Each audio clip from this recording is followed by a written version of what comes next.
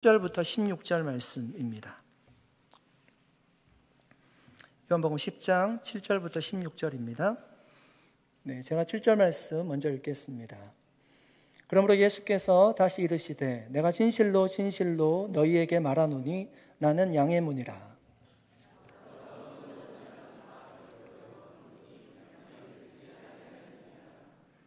내가 문이니 누구든지 나로 말미암아 들어가면 구원을 받고 또는 들어가며 나오며 꼴을 얻으리라.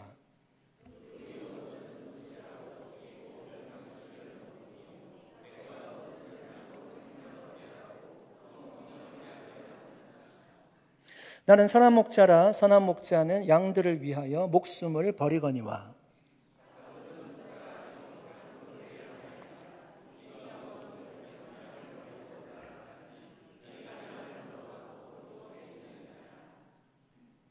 달아나는 것은 그가 사꾼인 까닭에 양을 돌보지 아니함이나.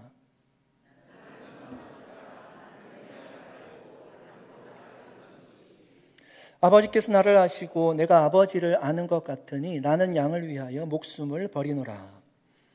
또 이 우리에 들지 아니한 다른 양들이 내게 있어 내가 인도하여야 할 터이니 그들도 내 음성을 듣고 한 무리가 되어 한 목자에게 있으리라. 아멘. 잠깐 기도하겠습니다. 하나님 아버지, 이 시간 주님의 말씀을 함께 묵상할 때 옥토와 같은 마음 허락해 주셔서 우리의 영혼에 하나님의 말씀이 잘 뿌리내려 풍성히 열매 맺게 하여 주시옵소서. 감사드리며 예수님의 이름으로 기도드립니다. 아멘.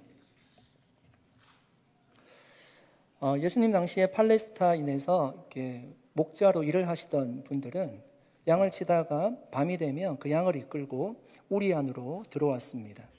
그리고 우리의 문을 닫고 그 우리 앞에서 양들을 지켰습니다. 밤에 잠을 자면서 그 앞에서 지켰다고도 합니다. 아침에 다시금 해가 뜨면 그 우리 안으로 들어가서 그 양들을 데리고 푸른 목초지가 있는 곳으로 이동을 했습니다. 양들은 목자가 지키는 양의 문을 통해서만 들어가고 나가면서 안전과 생명을 보호받을 수 있었습니다. 예수님은요, 오늘 본문 7절에 보니까 비유적으로 얘기하시는데 자신이 양의 문이다 이렇게 말씀하십니다. 7절 말씀 한번 읽어보겠습니다. 그러므로 예수께서 다시 이르시되 내가 진실로 진실로 너희에게 말하노니 나는 양의 문이라. 여러분, 예수님은 자신이 양의 문이라고 말씀하십니다. 이 양의 문으로 들어가는 자만이 목자이신 예수님의 인도하심을 받을 수 있다는 얘기입니다. 여러분, 이 양의 문을 통과하는 유일한 방법이 무엇일까요? 이 양의 문을 통과하는 유일한 방법이 무엇일까요? 그 목자이신 예수 그리스도를 믿는 것입니다. 예수 그리스도를 믿을 때만 그 양의 문을 통과할 수 있는 것입니다. 양의 문이 그 예수 그리스도의 문을 우리가 통과하게 될 때 예수님이 우리에게 무엇을 주시는지 성경 9절에는 이렇게 말씀하고 있습니다. 내가 문이니 누구든지 나로 말미암아 들어가며 구원을 받고 또는 들어가며 나오며 꼴을 얻으리라. 여러분, 양의 문을 통과한 사람에게 예수님이 주시는 첫 번째 선물이 무엇인가 하면 구원이라는 것입니다. 구원으로 인도하는 문은 예수님밖에 없다는 거예요. 예수님께 나오는 자는 누구나 예외 없이 그 구원이란 선물을 받게 될 것이라는 말씀입니다. 이런 베드로가 예루살렘에서 복음을 전하다가 많은 종교 지도자들에게 핍박을 받게 됩니다. 그때 베드로가 이렇게 얘기합니다. 사도행전 4장 7절에서 12절 말씀입니다. 사도들을 가운데 세우고 묻되 너희가 무슨 권세와 누구의 이름으로 이 일을 행하였느냐? 이에 베드로가 성령이 충만하여 이르되 백성의 관리들과 장로들아, 만일 병자에게 행한 착한 일에 대하여 이 사람이 어떻게 구원을 받았느냐고 오늘 우리에게 질문한다면 너희와 모든 이스라엘 백성들은 알라. 너희가 십자가에 못 박고 하나님이 죽은 자 가운데서 살리신 나사렛 예수 그리스도의 이름으로 이 사람이 건강하게 되어 너희 앞에 섰느니라. 이 예수는 너희 건축자들의 버린 돌로서 집 모퉁이의 머릿돌이 되었느니라. 다른 이로서는 구원을 받을 수 없나니 천하 사람 중에 구원을 받을 만한 다른 이름을 우리에게 주신 일이 없음이라 하더라. 아멘. 여러분, 베드로가 핍박을 받은 이유가 무엇입니까? 다른 이로서는 구원을 받을 수 없나니. 예수가 유일한 구원자라는 그 복음을 전했기 때문에 그가 핍박을 받게 되었습니다. 여러분, 세상에는 많은 종교가 있습니다. 다른 종교를 믿는 사람들을 우리가 모욕하거나 멸시하지 않습니다. 우리는 그 종교를 인정합니다. 타종교 신전에 가서요, 가끔 크게 찬양을 한다거나 아니면 그 신전을 돌면서 그 신전이 무너지기를 기도하시는 분들이 있습니다. 여러분, 굉장히 위험한 행동이고 좋지 않은 행동입니다. 여러분, 우리는 할 수만 있다면요, 타 종교인들과 화목하게 지내야 됩니다. 그렇게 하면 그분들이 마음을 닫아버려요. 그분들도 동일하게 우리가 믿는 예수 그리스도를 그렇게 바라보게 됩니다. 분쟁과 싸움이 일어나게 되는 거죠. 화목할 때만 우리의 진심이 전해지는 거예요. 그것이 국가와 사회에도 도움을 주는 것이고요, 교회에도 교회가 가진 사랑과 복음이 제대로 전해질 수 있는 길이 되는 것입니다. 그런데 여러분, 우리가 양보하지 못하는 것이 있어요. 그것이 무엇인가 하면 구원은 오직 예수 그리스도로만 말미암는다는 진리입니다. 이렇게 주장하면요, 세상 사람들은 어쩌면 기독교를 독선적이라고 볼 수도 있습니다. 타종교를 무시한다라고 얘기할 수도 있습니다. 그러나 여러분, 전혀 그렇지가 않습니다. 오히려 그것이 그들을 사랑하는 방법이에요. 왜냐하면 구원을 얻는 방법은 예수 그리스도밖에 없기 때문에 그렇습니다. 그것을 타협하는 순간 생명을 잃어버리기 때문에 그래요. 타협하면 여러분 보기에는 화목하게 보일 수 있지만 그 안에는 생명이 없어요. 멸망으로 막 달려가는데요, 그 모습을 바라보면서 아무렇지 않게 우리가 행동하는 것입니다. 그냥 잘 가라고 얘기한다면요, 그것이 정말 그들을 사랑하는 것입니까? 결코 사랑하는 것이 될 수 없죠. 화목하게 지내지만 우리가 예수가 그리스도라는 진리는 변하지 않는 진리인 줄로 믿습니다. 정말 우리가 타종교인을 사랑하고 이웃을 사랑한다면 오히려 이 진리를 끝까지 잘 지켜내야 되는 것입니다. 제가 서울에서 사역할 때 함께 사역했던 그 목사님 중에 승려였다가 목사님이 되신 분이 계십니다. 고등학교를 졸업하고 이게 절에 들어가서 이제 수행을 하고 스님이 되셨는데, 아버지가 이게 불심이 아주 깊은 분이셨어요. 병원장을 하시고 뭐 집안도 넉넉하신 분이십니다. 그런데 내 아들 중에 한 아들은 승려를 만들기를 원했습니다. 그래서 그 아들이, 셋째 아들이 선택이 된 것입니다. 승려 생활을 하면 할수록 절에 들어가서 그 돌을 닦으면 닦을수록 마음이 공허해지고 우울증이 찾아왔습니다. 도저히 승려의 길을 걸을 수 없을 정도 그 지경이 된 것입니다. 승려가 된 지 10년 만에 세상에 환속하기로 이제 마음을 먹고요, 승복을 벗고 세상으로 돌아왔습니다. 결혼을 하고 얼굴이 굉장히 잘생기셨거든요. CF 모델로도 활동을 했습니다. 그리고 많은 사업을 했습니다. 그런데 세상에 담을 쌓고 산 시간만큼 세상은 그 목사님에게, 그때는 목사님이 아니죠, 호락호락하지 않았습니다. 많은 실패를 거듭했습니다. 그때마다 불교인들의 성지라고 할 수 있는 대구 팔공산 갓바위에 올라가서요, 108배를 하면서 부처에게 돌을 이렇게 기도를 드렸습니다. 기도를 해도 마음에 편함이 없었습니다. 뭐 부처의 이름을 부르면 부를수록 더 고통스러웠다라고 합니다. 더 이상 버틸 자신이 없어서 자신의 생을 스스로 마감하려고 생각을 했습니다. 그때 평소 자신을 전도하던 송이 아빠를 만나게 됩니다. 이름이 예쁘죠? 송이 아빠입니다. 그 송이 아빠를 만나게 되는데, 그 밤에 그 송이 아빠가 평소에 이렇게 복음을 전할 때는 귀를 닫고 살다가요, 그때 송이 아빠를 만나고 복음을 듣고요, 바울 사도와 같이 정말 극적으로 주님을 만나게 됩니다. 주님을 영접한 후에 말로 표현할 수 없는 기쁨과 평안을 누리게 돼요. 승려로서 돌을 닦을 때는 전혀 느끼지 못했던 그 평안함이 마음속에 찾아왔다고 합니다. 그래서 다시금 성직자의 길을 가기로 결심했습니다. 이번에는 승려로서의 성직자가 아니라 목회자로서 하나님의 부르심을 받아들인 것입니다. 사랑하는 성도 여러분, 우리는 타 종교인을 미워하지 않습니다. 송이 아빠와 같이 행동하면 돼요. 그냥 옆집 살면서요, 한마디 한마디 그냥 사랑의 메시지를 던지는 겁니다. 예수 그리스도가 어떤 분인지 얘기하는 겁니다. 그것이 복음 전하는 길입니다. 이웃을 사랑하는 길이에요. 이웃의 마음에 문을 여는 길입니다. 여러분, 하나님이 사랑이심을 믿으십니까? 이것은 제가 하는 얘기가 아니라 성경에서 증언하고 있는 거죠. 하나님은 사랑이시라 성경에 말씀합니다.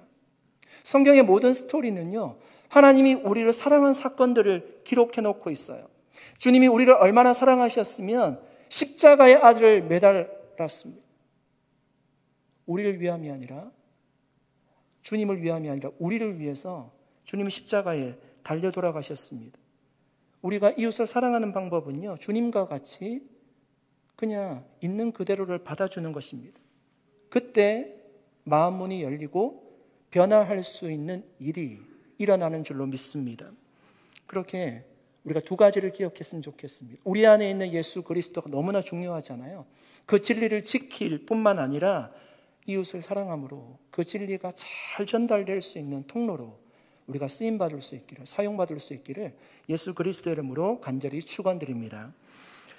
양의 문을 통과한 사람에게 예수님이 주시는 두 번째 선물은 주님께서 꼴을 먹여주신다라고 얘기합니다. 여러분, 양들에게는 매일매일 양식이 필요하죠. 그 양식을 어떻게 양들이 공급받을 수 있을까요? 스스로 양식을 찾는 양들은 없어요. 목자의 인도를 받을 때에만 매일매일의 꼴을 먹을 수가 있습니다. 목자를 따라 나갈 때 푸른 목초지로 인도함을 받기도 하고요. 날이 좋지 않아서 우리 안에 있을 때는 목자가 가져다 주는 풀을 먹고, 신선한 풀을 먹고 생명을 유지할 수가 있는 것입니다. 그렇게 양들이 살 수 있도록 목자가 매일매일 꼴을 먹여주시듯이 주님이 구원받은 우리에게도 그렇게 날마다 살아갈 일용할 양식을 공급해 주신다라는 말씀입니다. 그래서 여러분 10절 하반절에도 동일한 의미로 이렇게 말씀하시는 겁니다. 내가 온 것은 양으로 생명을 얻게 하고 더 풍성히 얻게 하려는 것이라. 두 가지를 얘기하죠. 생명을 주신다는 것은 9절에 나오는 구원을 주신다는 의미고요. 그리고 더 풍성히 얻게 하신다는 것은 받은 구원을 풍성히 누리도록 주님이 우리를 인도하신다는 말씀입니다. 그것이 주기도문에서는 일용할 양식으로 표현되어 있습니다. 여러분, 우리는 두 가지 중에 하나는 잘 지키는 것 같아요. 무엇인가 하면 우리는 예수가 그리스도라는 사실을 우리는 믿습니다. 여러분 믿으시죠? 예수가 그리스도라는 사실을 우리가 너무나 잘 믿어요. 그런데 예수님이 우리에게 날마다 풍성한 꼴을 먹여주시는 분이심을 믿는 믿음은 그에 비해서 적은 것 같습니다. 이 부분은 때로는 많이 의심하는 것 같아요. 의심하니까 어떤 문제가 생겨도 기도하지 않고요. 그 문제 때문에 그냥 낙심해 버립니다. 좌절하고 절망해 버립니다. 여러분 광야 생활을 했던 이스라엘 백성들을 한번 생각해 보십시오. 그들이 광야를 걷고 있죠. 굉장히 힘든 일입니다.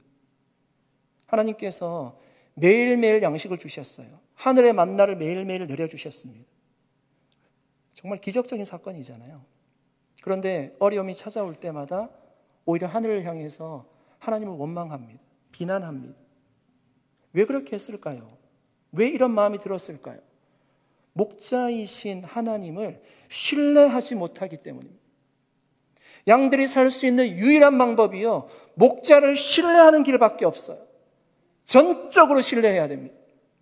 목자가 능력이 있다는 것을 우리가 믿으면 어떤 상황 속에서도 결코 좌절하지 않는 줄로 믿습니다. 가나안 땅 정탐을 12명이 가는데 주님이 그 땅을 주시겠다라고 이미 말씀하셨습니다. 그냥 그 땅 보고 오라는 얘기입니다. 그런데 12명이 가서 10명은 우리는 그 땅 못 들어간다는 것입니다. 믿지 못하는 것입니다. 실제로 어떻게 되었습니까? 10명은 들어가지 못하죠. 2명, 갈렙과 여호수아는 그 땅을 보면서요, 굉장히 견고한 성이었어요. 두려움은 있지만 하나님이 함께 하시면 그 땅을 차지할 거라고 믿었습니다. 믿으니까 어떻게 되는 겁니까? 그 땅에 들어가지 않았습니까? 여러분, 우리는 어떤 믿음을 가지고 있습니까? 매일매일 주님이 일용할 양식을 주시는 분이심을 여러분 믿으십니까? 절대적으로 신뢰해야 돼요. 그래야지만 우리는 살아갈 수가 있습니다. 그 주님이 일용할 양식을 주신다는 그 의미는요, 그 안에 하나님이 우리의 모든 문제를 해결해 주실 수 있는 분이십니다 라는 신앙 고백이 담긴 고백이에요. 주님, 가장 좋은 길로 나를 인도해 주실 것을 우리가 믿는 믿음을 가져야 된다는 것입니다. 목자가 다 책임지는 것입니다. 그 목자만 믿으면 되는 것입니다. 그 믿음 우리가 가질 수 있기를 축복합니다. 히스기야가 큰 병에 걸려 죽게 되었습니다. 그 얘기를 누가 하는가 하면요, 당시에 선지자였던 이사야가 와서 히스기야에게 얘기하는 겁니다. 유언을 남기라고 했습니다. 그 말은 무슨 말인가 하면 하나님이 작정하셨다는 겁니다. 얼마나 낙심이 되는 사건입니까? 그런데도 히스기야는 낙심하지 않고요, 하나님 앞에 간절하게 기도했습니다. 하나님이 히스기야의 눈물을 보셨다라고 얘기합니다. 이렇게 말씀하십니다. 내가 내 기도를 들었고 내 눈물을 보았노라. 내가 내 수 안에 15년을 더하고. 사랑하는 성도 여러분, 주님을 더욱 신뢰하시기를 축복합니다.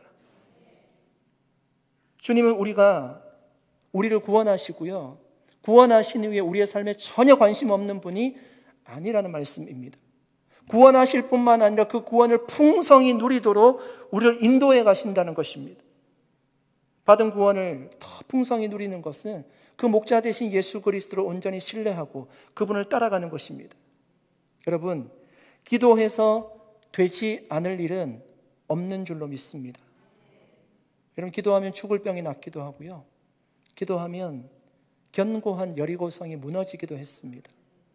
기도하면 우리가 상상하지 못하는 일들이 갑자기 해결되는 그런 경험들을 우리가 하고 있지 않습니까? 그러므로 여러분, 정말 푸른 초장으로 우리를 인도하시기를 기뻐하시는 그 하나님을 더욱더 신뢰하고 그 주님 앞에 기도함으로 우리가 가진 문제들도 해결되고 매일매일 일용할 양식을 공급받으며 살아갈 수 있는 우리 산호세 온누리교회 성도님들 다 되시기를 예수 그리스도 이름으로 간절히 축복합니다.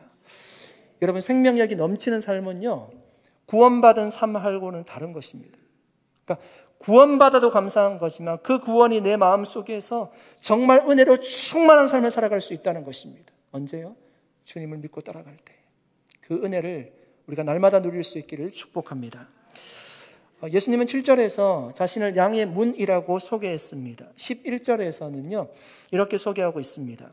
나는 선한 목자라. 선한 목자는 양들을 위하여 목숨을 버리거니와. 여러분, 예수님은 자신을 선한 목자라고 지금 비유를 하고 있죠. 이 말은 어떤 말인가 하면 당시에 선한 목자가 아닌 나쁜 목자도 있었다는 얘기입니다. 그 목자를 성경은 삭군이라 이렇게 얘기하고 있습니다. 12절 말씀입니다. 삭군은 목자가 아니요 양도 제 양이 아니라 이리가 오는 것을 보면 양을 버리고 달아나나니 이리가 양을 물어가고 또 해치느니라. 여러분, 사실 뭐라고 얘기하죠? 삭군은 목자가 아니라고 합니다. 여러분, 삭군이 왜 목자가 아닐까요? 목자가 존재하는 유일한 이유가 무엇일까요? 무엇 때문에 목자가 존재하죠? 목자는 양들 때문에 존재하는 거예요. 그런데 삭군은요, 양들을 이용할 뿐입니다. 11절, 12절 말씀을 통해서 우리가 알 수 있는 것은 무엇인가 하면 말씀을 읽었는데요, 선한 목자와 삭군 목자의 가장 큰 차이점을 보여주고 있습니다. 선한 목자는 양들이 어려움을 당하면요, 그 양들을 위해서 자신을 희생한다는 것입니다. 그런데 삭군 목자는 양들이 어려움을 당하면 그 양들을 버려두고 도망친다는 거예요. 여러분, 예수님의 삶을 보면요, 그분이 선한 목자인지 나쁜 목자인지를 우리가 확인할 수 있습니다. 예수님의 삶을 우리가 알지 않습니까? 예수님은 정말 목숨을 버리셨어요. 양들을 위해서 목숨을 버리셨어요. 십자가 위에서 모든 물과 모든 피를 쏟으셨습니다. 왜 그렇게 예수님이 죽어야만 했습니까? 예수님 자신이 죄가 있어서도 아니었고 종교 지도자들에게 모함을 받아서도 아니었어요. 억지로 죽은 것이 아니었습니다. 주님은 우리를 살리기 위해서 그분이 대신 죽으신 것입니다. 성경은 그 사건을 어떻게 표현하는가 하면 하나님과 우리 사이를 화해시키기 위해서 화목제물이 되었노라고 말씀하십니다. 또한 우리가 죽어야 될 그 자리에 주님이 대신 죽었노라고 대속물이라고도 말씀하십니다. 그런데 여러분, 당시 사꾼으로 비유된 종교 지도자들은 어떻게 살았을까요? 그들은 시장에서 문안받는 것을 좋아했대요. 그리고 회당에 예배에 참석하면요, 회당의 상석에 앉아서 사람들에게 존경받기를 원했습니다.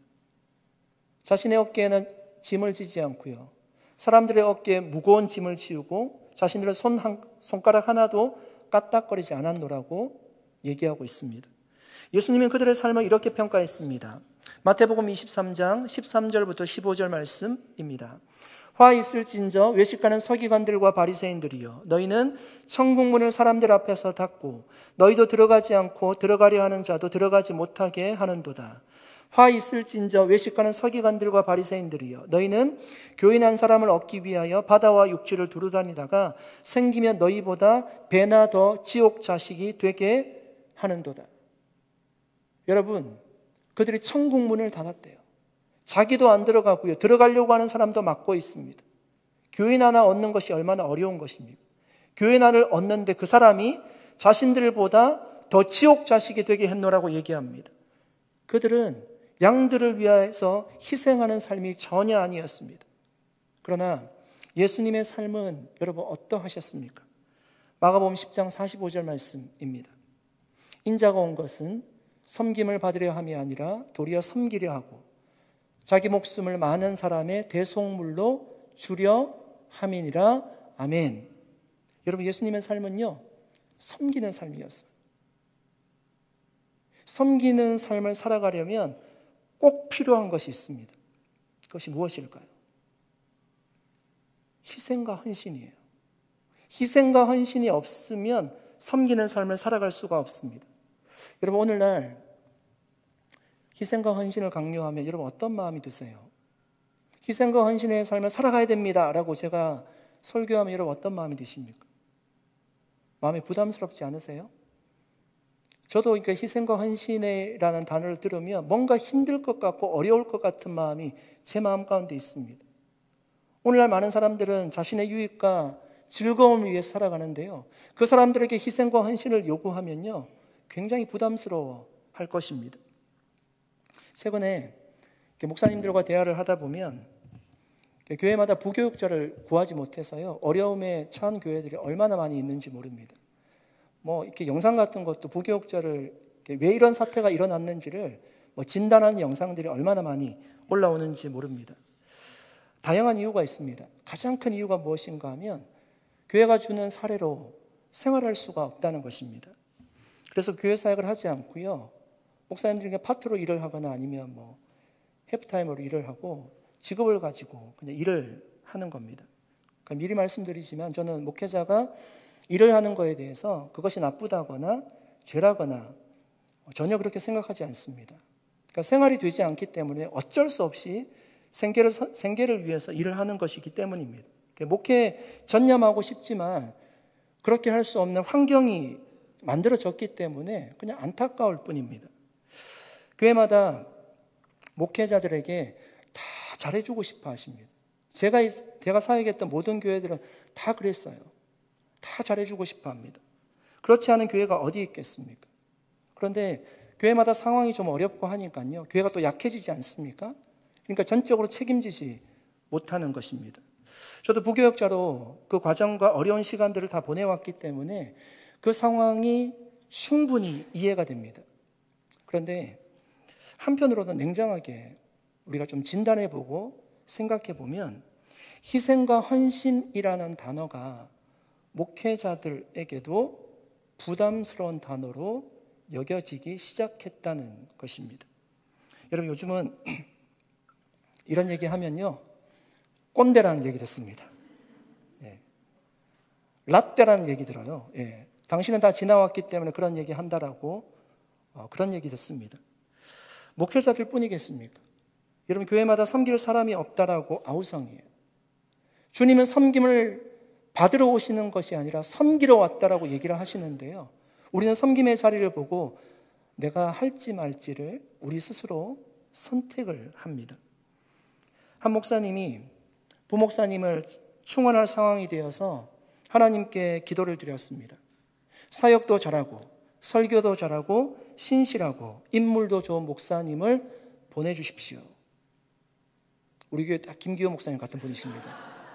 정말 좋은 분 오셨습니다. 그렇게 기도하는 중에 하나님의 음성이 들리는 것 같았어요. 너마저 그렇게 기도하면 어떻게 하느냐? 모두 다 신실하고 일 잘하고 설교 잘하는 목사들만 찾으면 실력이 모자라고 설교도 잘 못하고 인상도 좋지 않은 이 목사들은 어디로 가야 되나? 이런 음성이 들리는 것 같았습니다. 양심의 가책을 느낀 목사님이 그러면 아무도 데려가지 않는 사람이 있다면 제게 보내주세요라고 기도해야 되나? 그런 생각이 들었습니다. 결국 목사님은 이렇게 기도했습니다. 하나님께서 보내주실 사람을 보내주십시오. 어떤 조건을 달지는 않겠습니다. 어떤 사람을 보내주시든지 훌륭한 주의 종이 되도록 섬기도록 하겠습니다. 하지만 단 한 가지, 예수님 한 분이면 충분한 사람, 예수님 안에서 죽고 예수님의 생명으로 사는 것이 분명한 사람이어야만 합니다. 사랑하는 성도 여러분, 우리는 예수님 때문에 생명을 얻게 되었습니다. 선한 목자이신 예수님이 우리를 위해서요, 희생과 섬김의 삶을 사셨기 때문에 우리가 생명을 얻게 되었잖아요. 이제는 우리가 그 예수의 생명으로 충만하여서요, 그렇게 희생과 헌신의 삶을 살아가라고 주님이 우리를 불러주셨습니다. 실력이 부족해도 괜찮습니다. 능력이 없어도 괜찮습니다. 아니요, 능력이 없으면 안 되고요. 능력이 약간 부족해도 괜찮습니다. 조금 기다려주면 되고요. 그 부족한 부분을 채워주면 되는 것입니다. 예수로 충만하여서 정말 예수님과 같이 살 수 있다면 그것이 선한 목자의 삶이에요. 그때 우리를 통해서요, 생명이신 예수 그리스도가 또 다른 사람에게 전해지게 될 것입니다. 그렇게 정말 저와 여러분이 예수로 충만하여서 그리스도의 사랑을 전하는 삶을 살아갈 수 있기를 우리 주 예수 그리스도의 이름으로 간절히 축복합니다. 16절 말씀 같이 한번 읽어보겠습니다. 같이 한번 읽겠습니다. 또 이 우리에 들지 아니한 다른 양들이 내게 있어 내가 인도하여야 할 터이니 그들도 내 음성을 듣고 한 무리가 되어 한 목자에게 있으리라. 아멘. 여러분, 양들 중에요, 아직 우리 안에 들지 않은 양이 있다라고 얘기합니다. 여러분, 우리 안에 들어오지 않은, 아직 들지 않은 양은 누구를 얘기하는 것일까요? 그 당시에 좀 시대적으로, 문화적으로 이 본문을 좀 해석해 보면요, 그러니까 이스라엘 백성들은 자신들만 하나님의 백성이라고 생각했어요. 그러니까 자신들만 하나님의 양이라고 생각했어요. 근데 예수님이 보실 때는 너희들만 아니라 너희들이 보는 이방인들, 헬라인들, 모든 사람들도 다 양이 될 수 있다라고 얘기하시는 것입니다. 하나님이 고린도에서 복음을 열심히 전하던 바울에게 얘기했잖아요. 잠잠하지 말라, 이 성중에 내 백성이 많음이라. 그러니까 바울이 복음을 전하기 전인데도 불구하고 이 성에 이미 내 백성이 많다라고 선포하십니다. 그들이 바로 아직까지 우리 안에 들지 않은 양들입니다. 여러분, 그 양들은 지금도 우리가 살고 있는 이 성에도 많이 있습니다. 우리 주변에 여러분 그런 분들이 얼마나 많이 있습니까? 그래서 지금도 우리는 열심히 힘을 다해서 선교하는 것이고요, 우리 산호사 온누리교회에 정말 중요한 모토 가운데 하나이지 않습니까? 선교하는 교회입니다. 옆을 돌아보고 전도하고 선교하는 것이 우리의 사명이죠. 그래서 우리가 그렇게 살아가는 것입니다. 사랑하는 성도 여러분, 주님의 꿈은 우리 안에 들지 않은 양에게 있다는 사실입니다. 그러면 그렇게 생각하죠. 우리 안에 든 양은 양이 아니냐? 우리 안에 든 양에게 우리가 말씀을 살펴봤잖아요. 구원을 주셨고요, 그 구원이 풍성할 수 있도록 매일매일 꼴을 먹여주시는 분이 주님이세요. 그런데 왜 주님이 우리 밖에 있는 양에게 관심이 있는가 하면요, 그 우리 밖에 있는 양은 당장이라도 생명을 잃을 수 있는 양들이기 때문에 그렇습니다. 하나님은 그들이 우리 안으로 들어오기를 원하세요. 우리 밖에 있는 양들을 우리 안으로 인도할 사명이 우리에게 있다는 것입니다. 사랑하는 여러분, 여러분은 그 사명을 잘 감당하고 계십니까? 여러분 주변에 있는, 우리 밖에 있는 한 영혼이 보이십니까? 여러분 그 한 영혼을 위해서 찾지 못했다면 찾을 수 있도록 기도하시기를 부탁드립니다. 그리고 찾으셨다면 그 영혼을 품고요, 하나님 앞으로 인도할 수 있도록 간절히 기도하시기를 바랍니다. 하나님이 반드시 사랑을 베풀면 그 마음이 열리게 하시고 주님 앞으로 인도하여 주실 줄로 믿습니다. 하나님께서 그 한 영혼을 인도해 주실 때요, 우리 마음에도 얼마나 기쁨이 있는지 모릅니다. 그분이 신앙생활 잘하는 걸 보면요, 우리에게도 너무너무 큰 기쁨이 있고요, 그것이 주님의 마음에 시원함을 드리고 성경에 보면 천국에서 잔치가 벌어진다고 합니다. 우리가 주님 마음을 품고 그 사명 잘 감당할 수 있기를 축복합니다. 이제 말씀을 정리하겠습니다. 늘 싸움만 하는 교회가 있었습니다. 늘 싸우니까 목회자가 부임을 해서도요, 오래 사역하지 못하고 자주 바뀌는 교회였습니다. 그러고 인해 지역 주민들에게 문제 많은 교회로 인정을 받았습니다. 이렇게 인정받으면 안 되겠죠? 문제 많은 교회로 인정을 받았습니다. 그런데 그 교회에 새로운 목사님이 부임을 하셨습니다. 동네 사람들은 이번에 온 목사님은 얼마나 버틸까 내기를 할 정도였습니다. 그런데 마을 사람들이 아무리 기다려도요, 새 목사님에 대한 이야기가 전혀 들리지 않는 겁니다. 싸우고 난리가 나야 되고 나간다고 해야 되는데 그런 소식이 들어오지 않는 것입니다. 그래서 넌지시 교회에 다니는 사람에게 물어보았습니다. 요즘 교회가 조용하네요. 그 말은 어떤 말입니까? 세상에서 가장 재밌는 구경이 어떤 구경이죠? 불구경과 싸움 구경입니다. 교회가 싸움을 하지 않으니까 물어보는 겁니다. 요새 교회가 조용하네요. 물어보는 거죠. 그 교회 교인이 대답했습니다. 잘 만나서 그래요. 잘 만나서 그래요. 잘 만났다는 것이 무슨 얘기일까요? 새로 오신 목사님과 우리들이 잘 만났거든요. 그렇게 얘기하더라는 것입니다.